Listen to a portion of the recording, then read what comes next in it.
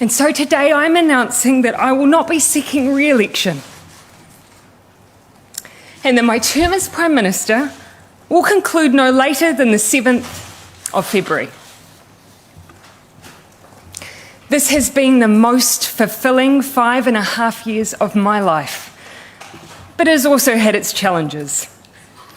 Amongst an agenda focused on housing, child poverty and climate change, we encountered a major biosecurity incursion, a domestic terror event, a major natural disaster, a global pandemic, and an economic crisis.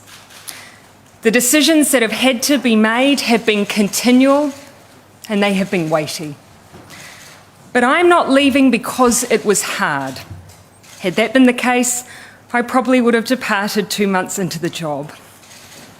I am leaving because with such a privileged role comes responsibility. The responsibility to know when you are the right person to lead and also when you are not.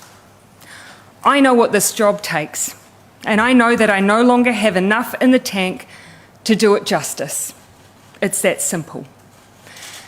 But I absolutely believe and know there are others around me who do. We've achieved a huge amount in the last 5 years, and I'm so proud of that. We are in a fundamentally different place on climate change than where we were, with ambitious targets and a plan to achieve them. We have turned around child poverty statistics and made the most significant increases in welfare and the state housing stock that we've seen in many decades. We've made it easier to access education and training. We've improved the paying conditions of workers and shifted our settings towards a high-wage, high-skilled economy. And we've worked hard to make progress on issues around our national identity. And I believe that teaching history in schools and celebrating our own Indigenous national holiday will all make a difference for years to come. And we've done that while responding to some of the biggest threats to the health and economic well-being of our nation, arguably, since World War II. The team that has done all of that, they have been some of the best people I've ever had the privilege of working with, and they are well placed to take us forward as we continue to focus on our economic recovery with one of the strongest economies in the world. They are also a team who are incredibly well placed to contest the next election. In fact, I am not leaving because I believe we can't win the election, but because I believe we can and will. And we need a fresh set of shoulders for that challenge.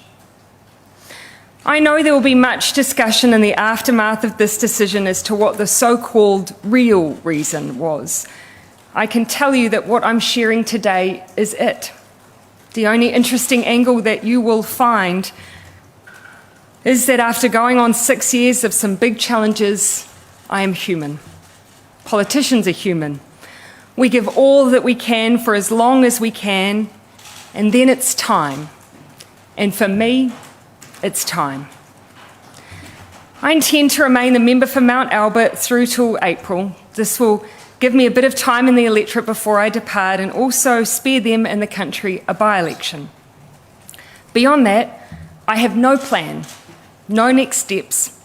All I know is that whatever I do, I will try and find ways to keep working for New Zealand, and that I'm looking forward to spending time with my family once again.